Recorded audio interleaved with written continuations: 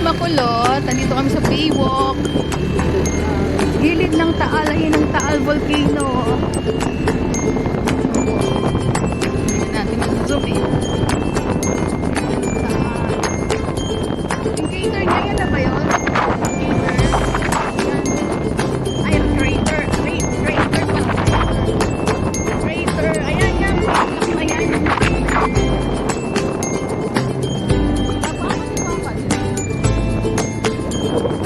U-turn. Okay.